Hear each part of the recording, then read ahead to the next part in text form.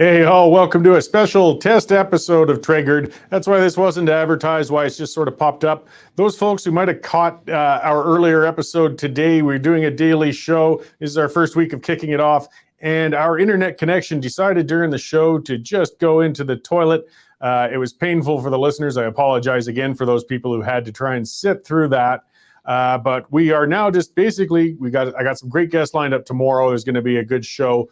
We want to make sure our gear is up and working. So I appreciate you guys coming on, actually, just to help out at this point. So we know if anybody wants to comment, even let me know if your sound is coming in clearly, if the picture's coming in clearly. We want to get this problem fixed so we can keep making good shows. And so far, I think it looks pretty good, though it's difficult to tell from our end. It was agonizing earlier. So part of it, I'm going to do a short little test rant, though, on something.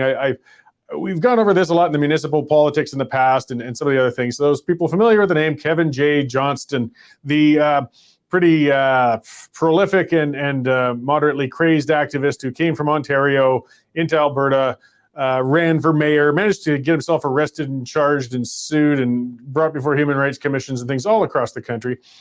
Decided to skip out on his weekend sentences and try to walk across the border into Montana the other day. Probably lucky he didn't freeze to death. They probably saved his life by arresting him. He put his statement out. He said, I entered the United States with the intention of seeking political asylum due to the treatment he's experienced in the last 5 years because of political persecution by the Canadian government. Now, he says he's been to appear in court over 266 times. I don't know how many times he's been in. It's kind of believable out of him, but maybe you should start learning. I understand the system's not perfect, and the government certainly isn't respecting freedom a lot. But this guy has brought most of this on himself. He's troubled business owners. He's gotten in people's faces. His last statement was saying, being marked for death in my own country was the final straw. That's when I knew I had to leave. Realistically, look, the guy needs help. I mean, I think some medication, some therapy, some other things. He might make valid points on some of his anti-lockdown stuff, but he's way over the top. But he's made the news again. But part of what I want to cover, what a lot of people talked about when he was running for mayor. And I heard people saying this guy shouldn't be allowed to run for mayor. Wait a minute there. See, democracy means letting everybody run. It really does. And as you can tell, I don't think a lot of Mr. Johnston, but he had every right to run. And I trust the voters. I can live with their judgment on who they pick. They pick Gondek right now. I can't stand her. I think it's a terrible choice, but they chose her, and that's what we got to live with. And Kevin J. Johnston, after all that noise, all those people saying he shouldn't be allowed to run, came in with 0.4% in his run for mayor. The voters spoke. They spoke clearly.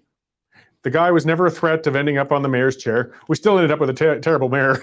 It would have been very entertaining, perhaps, if Mr. Johnston was the mayor, but he's probably still not the best person for the job. But he did give me opportunity right now to speak to the issue of democracy. I believe everybody should be allowed to run, no matter what people think, and let the voters decide. And they decided it quite clearly there. Unfortunately, a lot of them decided on Gondek as well. So I'm keeping it fairly brief today. I'm trying to get Linda Slobodian on tomorrow for an interview as well. For those, again, who caught the last show, I'm going to have Shane Wenzel from Shane Homes on. He's going to talk about the housing market and some of this proposed equity tax insanity and things like that. I've got a school teacher from Alberta who's going to talk about what the masking mandates and other pressures have been put onto the students that she's very concerned about. Like, not every teacher supports the NDP union line. Some of them just want to speak up for those students that they're entrusted with. So it'll be nice talking with her. And yes, if I get Linda on, she wrote the column about our state broadcaster, the CBC, actually paying to have activists, extreme activists, working the blockades at the Coastal GasLink blockade where they blocked in a bunch of oil workers. This is what our tax dollars are going towards. That's what they call media. These extremely biased, illegal activists. They got arrested. 2 of them got arrested. Why? Because they couldn't tell the difference between those guys and the blockaders. Why couldn't they tell the difference? Because they're the same. These were activists. It's just they were being paid, and suddenly we're calling them journalists. So we're going to have a good show tomorrow. I hope to get Linda on. If not, I'll certainly speak to it. Other aspects, things I didn't get to in the earlier show, I appreciate those people with the patience. I see Marilyn came back. Thank you. It's going to be a good show. Email me, cmorgan@westernstandardonline.com if you got show ideas, topic ideas, guest ideas. I want this to be interactive, this show, as we develop it.